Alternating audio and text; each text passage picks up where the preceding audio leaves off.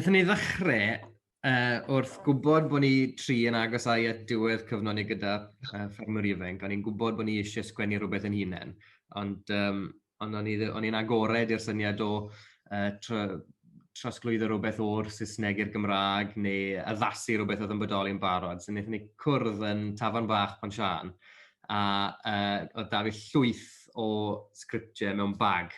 Wnaethon ni edrych dros lot ohonyn nhw a flickro trwy rhai, a wedyn gorffen lan yn meddwl, o licen ni dechrau o scratch a just sgwennu rhywbeth bydden ni'n ffeindio'n doniol a really just joio'r broses o sgwennu ge a croesi bysau bydde pobl arall yn fyd. So oedd e braidd yn hynanol, really. Wnaethon ni just sgwennu rhywbeth o'n i'n meddwl bydden ni'n mwynhau. Ond ar ôl cael yr darlleniad rownd y bwrdd cynta a clywed ymateb pawb, oedd hwnna'n teimlad o rhyddhad. O'n i wedi joio'r read-through na gymaint a'r perfformiadau wnaethon ni'n neud. Oedd yn lot o sport clywed y geiriau'n cael ei gweud mas am y tro cynta a gwybod bod y jokes wedi lando dan nhw. O'n i'n ffodus iawn yn Ponsian bod lot o perfformwyr ifanc arbennig gan y clwb. So da ni good squad yn darllen rhannau a oedd y cymeriadau'n siwto'r actorion. Hwna felly ddechreuodd e. Wel, Oli yw enw'r ddrama. Mae'r enw'r ddrama yn dod yn amlwg unwaith bych chi wedi darllen neu pherfformio neu gwylio i gobeithio. Cafodd y ddrama i chreu dros Nadolig, cyfnod Nadolig oedd hi'n 2019, a gath ei pherfformio fel rhan o gystadleuaeth ffermwyr ifanc, gystadleuaeth y ddrama yn 2020 wedyn ni.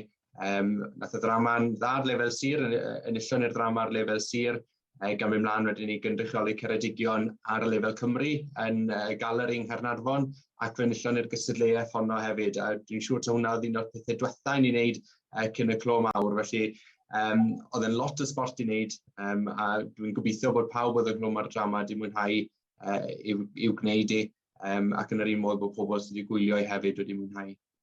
Pan eithon ni ati i sgwennu'r ddrama nôl ym mis Tachwedd 2019, erbyn hyn sy'n teimlo fel oes yn ôl cyn y pandemig, wrth i ni bori trwy wahanol sgriptiau o ddramau, o'n i'n teimlo bod na ddim byd oedd yn siarad i ni fel pobl ifanc.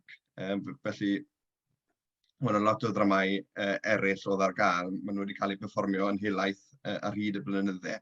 A ni'n teimlo bod ni am greu rhywbeth newydd a ffres oedd yn siarad i'n cenedlaeth ni, y math o bobl sydd yn aelodau yn y ffemwyr ifanc ar hyn o bryd. Felly,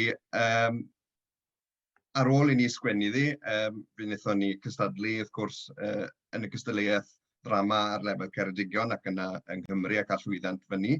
A wedyn fe aethon ni ati perfformio'r ddrama yn ysgol Bro TV ar ôl ennill yn y cystadleuaeth. Mwyn agor ddrama, ni'n siŵr bod pobl y tu allan i'r ffemwyr ifanc yn cael gweld y ddrama hefyd. Ac o'n i'n ffodus iawn yn ysgol Bro TV, ychydig cyn y cyfyngiadau'r cyfnod clo. Fe gaethon ni tua 400 o bobl yn dod i wylio'r ddrama. Felly o'n i'n gwybod bod na ddiddordeb gan bobl i wylio'r ddrama. Ac wrth i'r cyfnod clo ddod wedyn, ein bod ni wedi bod yn ffodus iawn bod ni wedi gallu perfformio'r ddrama yn gyhoeddus. O'n i hefyd yn teimlo, o'n i am sicrhau bod mwy o bobl yn cael cyfle i weld y ddrama. A gobeithio yn y dyfodol, y bydden nhw hefyd yn mynd ati i perfformio'r ddrama. Mae'r ddrama, mae fe'n rhywbeth cymdeithasol. A ni eisiau sicrhau bod pobl yn mynd ati i ddefnyddio ddi mewn ffordd gymdeithasol hefyd, trwy perfformio ddi.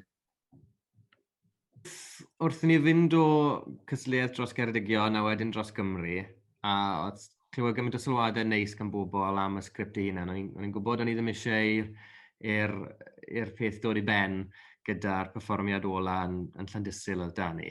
A ni'n gwybod o'n i eisiau gwneud rhywbeth extra dag, a oedd yn gret bod Enda wedi mynd ati i weld os oedd yna cyhoeddwyr eisiau cyhoeddi fel sgript. A mae ffaith bod hwn wedi ysgogi mwy o sgriptiau comedi cael ei gyhoeddi fyd, mae'n gret. A gobeithio ar ôl i pethau dod ychydig yn fwy normal to, a bydd pobl da brwdfrydedd i fynd i'r theatr to. Gobeithio bydd yna cwmnïau fach a criwiau bobl ifanc neu clybiau beth bynnag yn eisiau mynd ati, rhoi rhywbeth ysgaf yn doniol drama gymunedol at ei gilydd, a mae gallen nhw troi at y llyfrau yma nawr i gweld beth sydd mas yna. So mae ffaith bod ni wedi sort of sbardino cychwyn hwnna, mae'n teimlad gret, a mae'n gobeithio wrth i pethau ysgrifenhau gyda cyfyniadau a wrth i theatr dod nôl yn peth mawr to, gobeithio bydd pobl da awch i fynd ati, rhoi pethau at ei gilydd a fynd i gwylio pethau.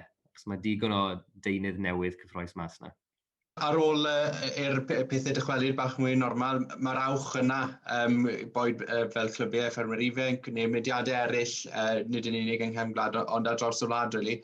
Mae'r awch yna i dod at ei gilydd nawr, a felly creu rhywbeth, a bydd y cyfrol yma yn llawer o help wrth roi nifer o sgriptiau dramau doniol ar gyfer perfformio yn ein cymunedau. Felly dwi'n siŵr bydd lot o ddigwyddiadau cyffroes yn dod o'r llyfrau yma. Mae creu drama yn rhywbeth gymdeithasol. Fe welon ni hynny yng Nghlwb Pontchan pan o'n i'n perfformio Oli.